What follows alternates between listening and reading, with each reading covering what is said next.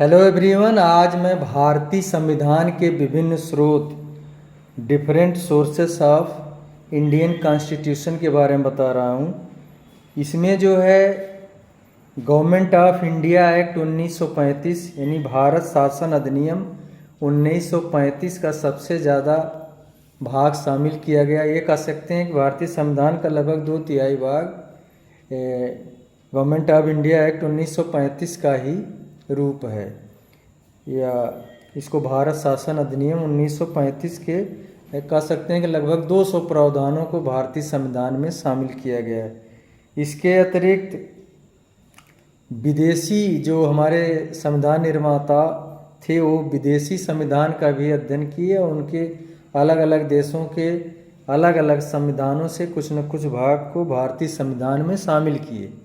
जैसे इंग्लैंड से जो भाग शामिल किए गए उसमें संसदीय व्यवस्था या पार्लियामेंट्री सिस्टम, राष्ट्रपति और मंत्रिपरिषद, इकहरी नागरिकता यानी सिंगल सिटीजनशिप, मंत्रिमंडलीय शासन, कैबिनेट सिस्टम, कानून निर्माण की प्रक्रिया, विधि का शासन, सांसदों एवं विधायकों के विशेषाधिकार, राष्ट्रपति की क्षमादान शक्ति। इसके अतिरिक्त कैग यानी नियंत्रक एवं महालेखा परीक्षक का भी प्रावधान इंग्लैंड के संविधान से शामिल किया गया है।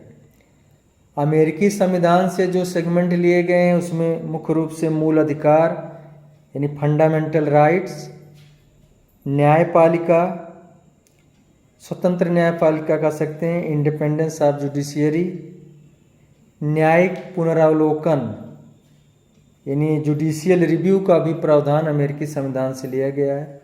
इसके अतिरिक्त महाभियोग, लोकतंत्र की व्यवस्था, उपराष्ट्रपति, the post of vice president और न्यायाधीशों को हटाने की प्रक्रिया, ये सभी जो है अमेरिकी संविधान से शामिल किए गए हैं।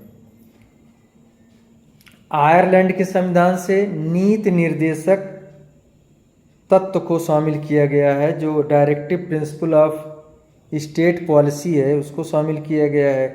इसके अतिरिक्त nomination of member of council of state यानी राज्यसभा के जो सदस्य हैं उनके निर्वाचन, उसमें जो है नॉमिनेशन उनका जो मनोनीत किए जाते हैं उनकी व्यवस्था किया गया है। और तीसरा जो है राष्ट्रपति की निर्वाचन पद्धति मेथड ऑफ प्रेसिडेंट सिलेक्शन को भी शामिल किया गया है। ये आयरलैंड के संविधान, इसमें प्रमुख जो है सबसे इम्पोर्टेंट है डायरेक्टिव प्रिंसिपल ऑफ स्टेट नीति निर्देशक तत्व, ये सबसे महत्वपूर्ण है। इसके अतिरिक्त इसके जर्मनी के संविधान से जो है आपातकाल का प्रावधान शामिल किया गया है, यानी कह सकते हैं suspension of fundamental right during emergency, आपातकाल के समय मूल अधिकारों को स्थगित करने का जो प्रावधान है वो जर्मनी से लिया गया है। नेक्स्ट साउथ अफ्रीका से क्या क्या लिया गया है। सबसे महत्वपूर्ण है कि संविधान संशोधन, procedure of amendment in constitution, इस व्यवस्था को दक्षिण अफ्रीका के संविधान से शामिल किया गया है। साथ ही साथ राज्यसभा सदस्यों के निर्वाचन, election of the member of Rajya Sabha, इसको भी दक्षिण अफ्रीका के संविधान से शामिल किया गया है। अब जो रूस है यानी पहले सोवियत संघ था, इसका इस संविधान से क्या क्या भारतीय संविधान में सम्मिलित किया गया है। मुख्य रूप से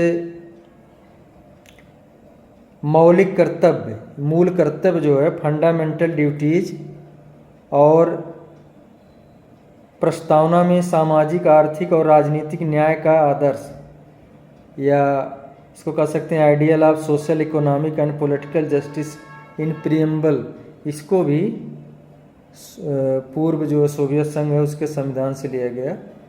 लेकिन मुख्य रूप से सबसे प्रमुख इसमें है फंडामेंटल ड्यूटीज या मूल कर्तव्य। अब है फ्रांस। फ्रांस के संविधान से क्या भारतीय संविधान में शामिल किया गया है। सबसे महत्वपूर्ण है इसमें गणतंत्रात्मक शासन यानी रिपब्लिक स्ट्रक्चर को शामिल किया गया है। और दूसरा है ideal of liberty, equality and fraternity, स्वतंत्रता, समता और बंधुता का आदर्श, इसको भी फ्रांस के संविधान से लिया गया है।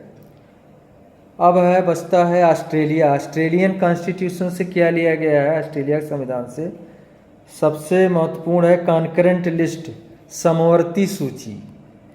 दूसरा है प्रस्तावना की भाषा।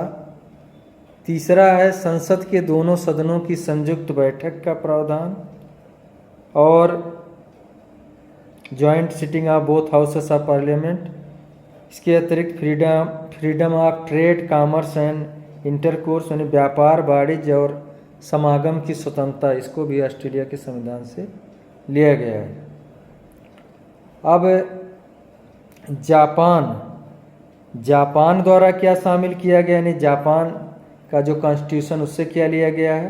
प्रोसीजर इस्टेब्लिश्ड बाय लॉ, विधि द्वारा स्थापित प्रक्रिया को जापानी संविधान से लिया गया है। फिर कनाडा बच रहा है। कनाडा के संविधान से क्या लिया गया है? कनाडा के संविधान से एक सशक्त संघीय व्यवस्था, जिसमें रेसिडुअल अवशेषी शक्तियां जो है केंद्र के पास होगी, इसको शामिल किया गया है, यानी federal system with a powerful centre. दूसरा है appointment of states governor bye centre, राज्यपालों की नियुक्ति को भी कनाडा के संविधान से लिया गया है। इसके अतिरिक्त उच्चतम न्यायालय का परामर्शी न्याय निर्णय, advisory jurisdiction of Supreme Court और vesting of residuary power in the centre, ये तो सशक्त संघीय व्यवस्था में हो गया कि अवशिष्ट शक्तियां जो है वो केंद्र के पास रहेगी।